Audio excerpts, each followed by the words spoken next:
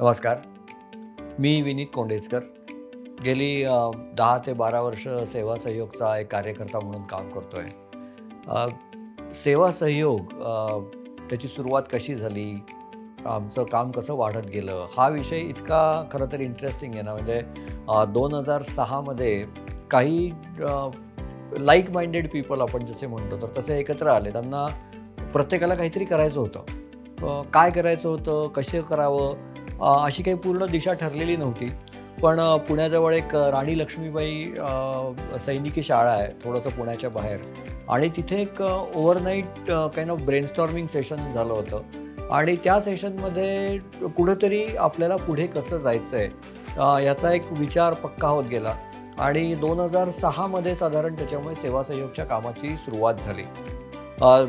सुरुवातीला तसं काही अगदी खूप स्ट्रक्चर किंवा असा काही प्रकार नव्हता, कारण ज्या पद्धतीने व्हॉलंटिअरिंग करणं शक्य होतं, तर तसे सगळेजणं आपापल्या पद्धतीने आम्ही काही काम करत होतो. कधी थोडंसं एखाद्या वस्तीमध्ये वुमन एम्पॉवरमेंटचं काम करायचो, कधी थोडंसं स्कूल किड्सचं काम करायचो.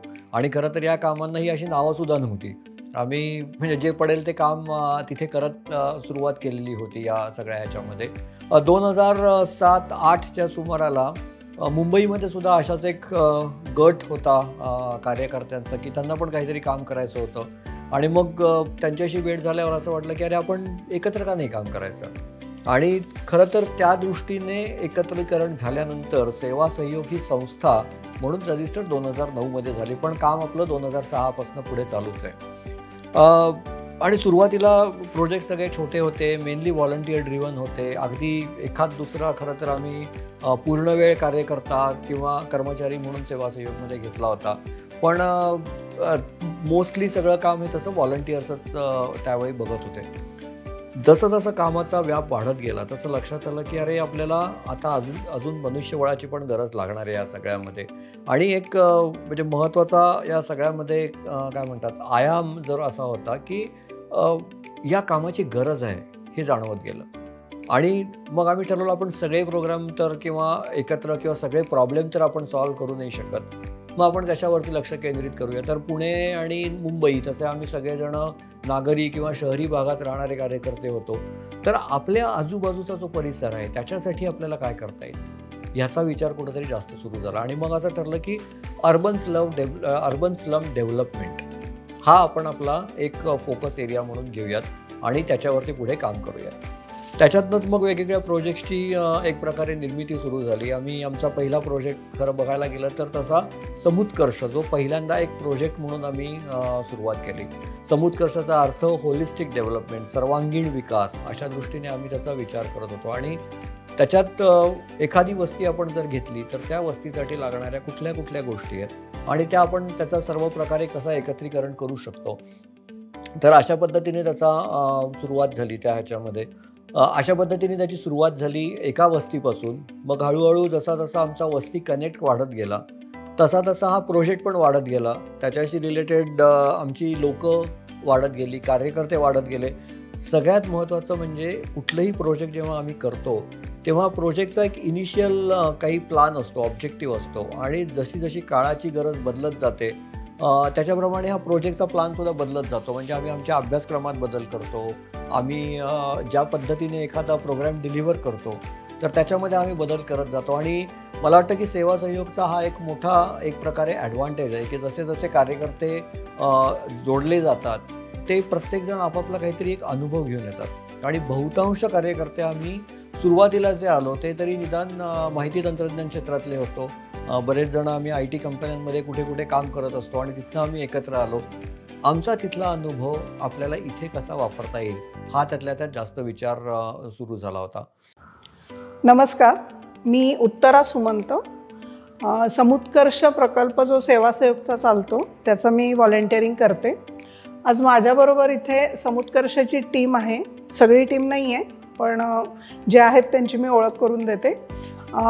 राहुल कुलकर्णी, त्याच्यानंतर पल्लवी कदडी, त्याच्यानंतर मधुराताई अभ्यंकर आणि मल्लेश मोरे. मल्लेश मोरे आमचा समन्वयक आहे आणि आम्ही बाकी 4 जण व्हॉलेंटियर म्हणून काम करतो. समुत्कर्षची सुरुवात 2008मध्ये झाली. जेव्हा सेवासहयोगच्या लोकांना असं काहीतरी समाजासाठी करायचं असं जेव्हा वाटलं, तेव्हा समाजातला जो वंचित किंवा थोडा मागे पडलेला घटक आहे त्याला जर पुढे न्यायचं असेल तर शिक्षण हे अगदी आवश्यक आहे आणि शिक्षण असेल तरच आपल्या समाजाची प्रगती होऊ शकते. असा विचार करून शिक्षणात काम करावं असं ठरवलं. आणि मला असं वाटतं पहिली अभ्यासिका आमची सुरू झाली 2008मध्ये. ती 4 मुलांना घेऊन, बरोबर आहे ना, 4 मुलांना घेऊन आम्ही ती अभ्यासिका सुरू केली.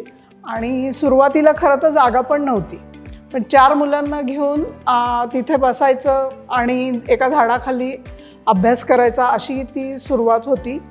मुलांच्या अडचणी सोडवायच्या. पण नंतर मग त्याच वस्तीत जागा मिळाली तिथल्या समाज मंदिरात आणि समुत्कर्षचा प्रवास सुरू झाला.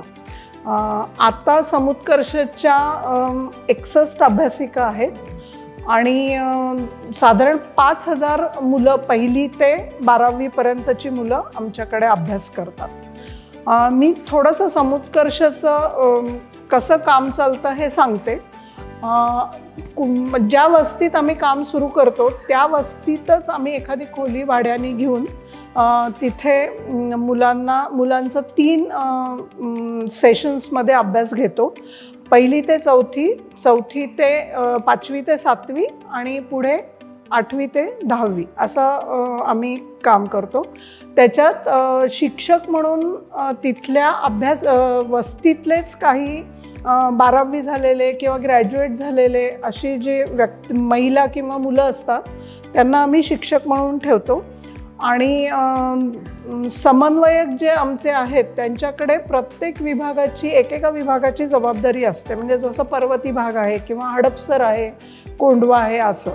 आणि समन्वयक तिथे जवळपास रोज भेटी देतात आणि आम्ही व्हॉलेंटियर्स जे आहेत ते अधनमधनं तिथे जातो.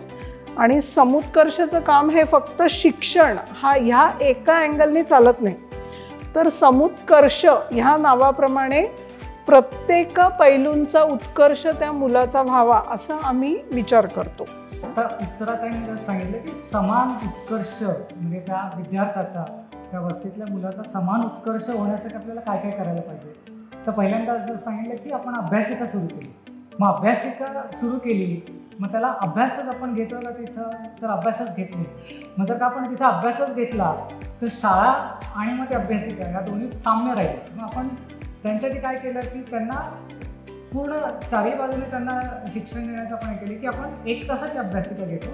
त्या 1 तासामध्ये आपण त्यांना 1 तास तो स्ट्रक्चर्ड 1 तास असतो. पहिल्यांदा आल्यानंतर आपण त्यांची प्रार्थना घेतो, त्यानंतर पाढे म्हणणे घेतो आपण, आणि त्यानंतर अभ्यास, त्यांचं जे काही आपण आता ॲक्टिव्हिटी बेस्ड लर्निंग असं सुरू केलेलं आहे तर त्या मुलांकडून आपण वर्कशीट सोडवून घेतो.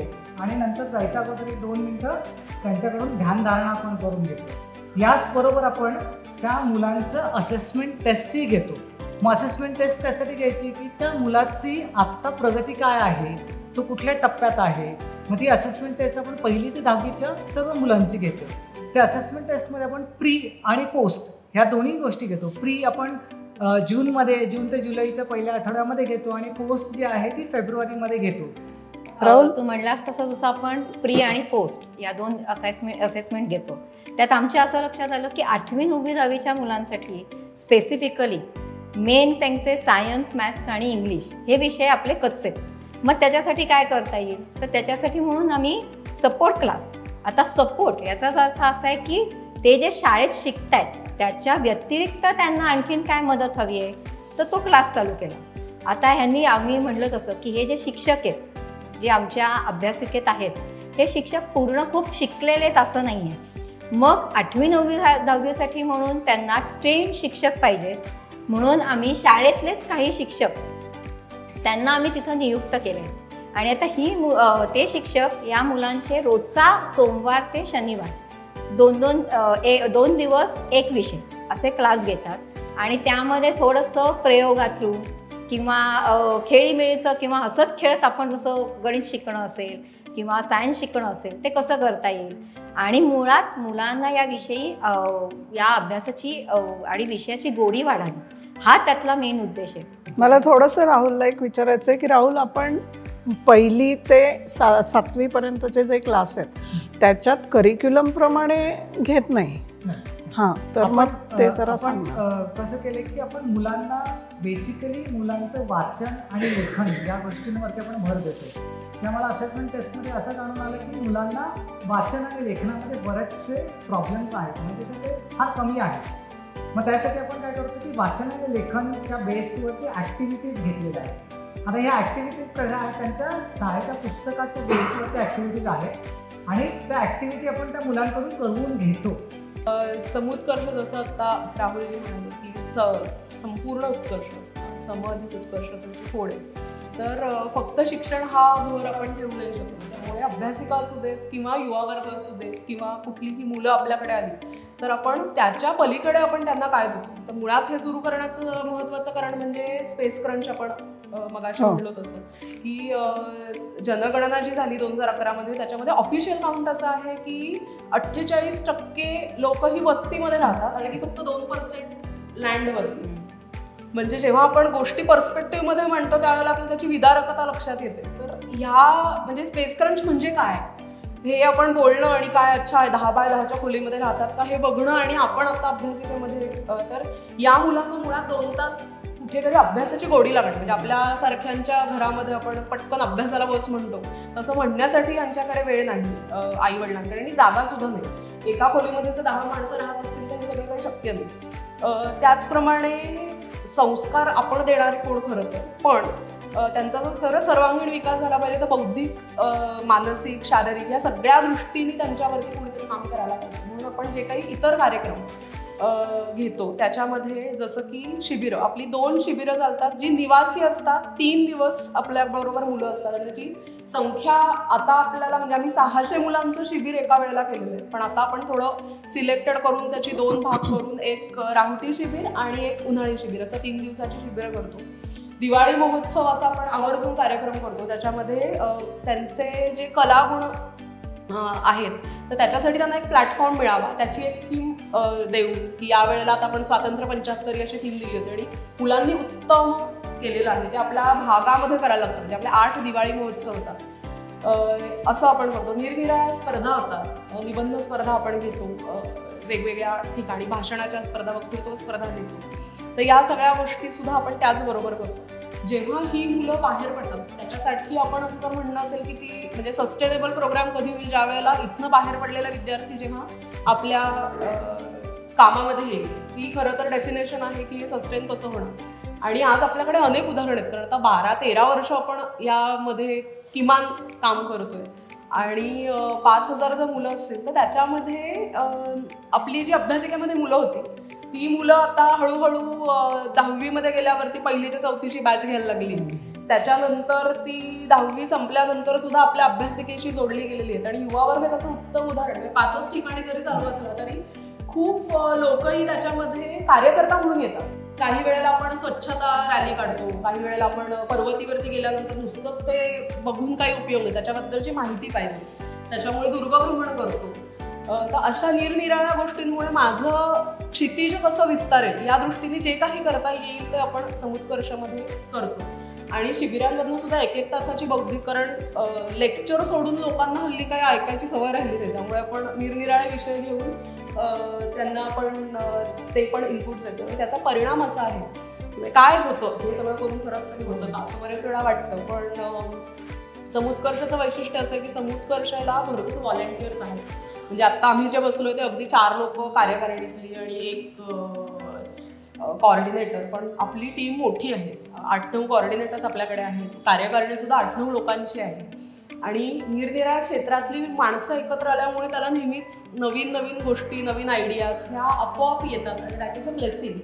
कुठलाही प्रकल्प जर चालवायचा असेल तर सगळ्यात महत्त्वाची गोष्ट आपल्याला लागते ती म्हणजे माणसं.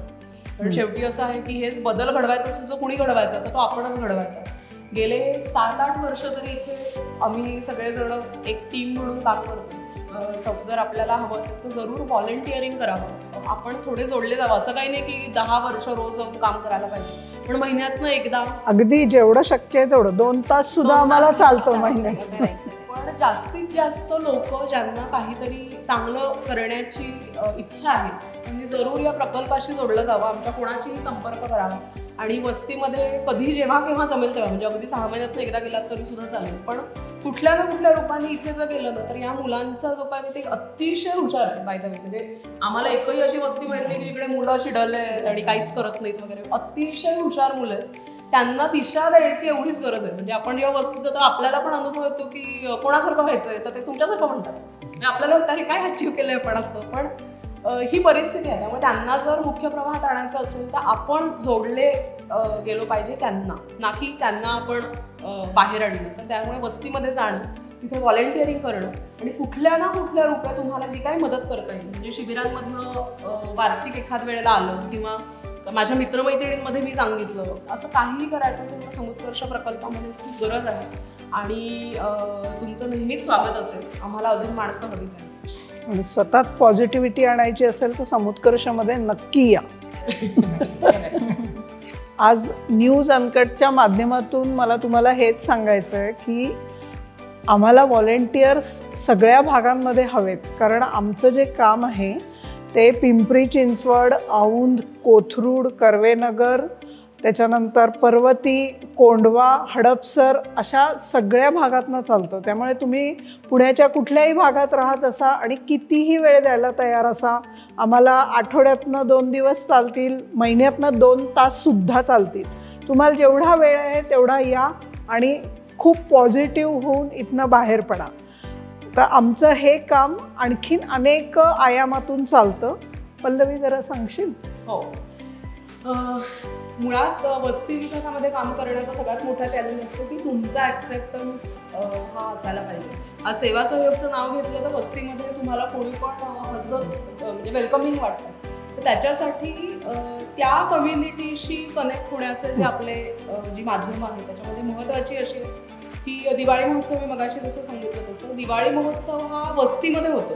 म्हणजे वस्तीमधले पालक साधारण 400-500 पालक हे आपलं काम बघतात, त्याच्यामुळे त्यांना एक शेवटी हे सगळं काम हे विश्वासावर जातं. सेवा सहयोगचा विश्वास आज वस्तीमध्ये आहे म्हणून आपलं काम चालू आहे. दुसरं रक्षाबंधन हे आपण एक निमित्त म्हणून माझेच सगळे बांधव आहेत अशा ह्याने आपण घरांमध्ये जातो, वस्तीमधल्या घरांमध्ये आपले कार्यकर्ते व्हिजिट करतात, त्या घरांना जोडले जातात आणि मग त्यातनं जे नातं तयार होतं ते त्याचं वेगळीच गोष्ट आहे.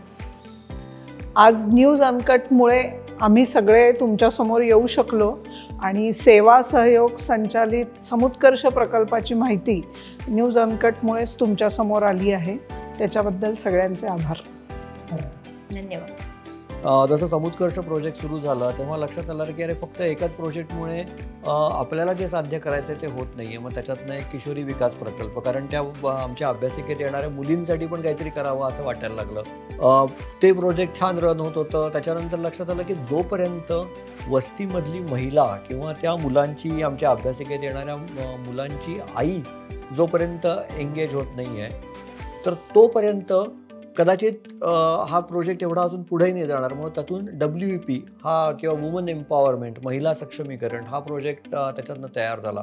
आणि या म्हणजे प्रत्येक प्रोजेक्टची एक काय म्हणतात जर्नी असते ना, तर ती इंटरेस्टिंग असते. ती छोट्याशा संकल्पनेपासून सुरुवात होते की अरे आपल्याला हे करायचं आहे,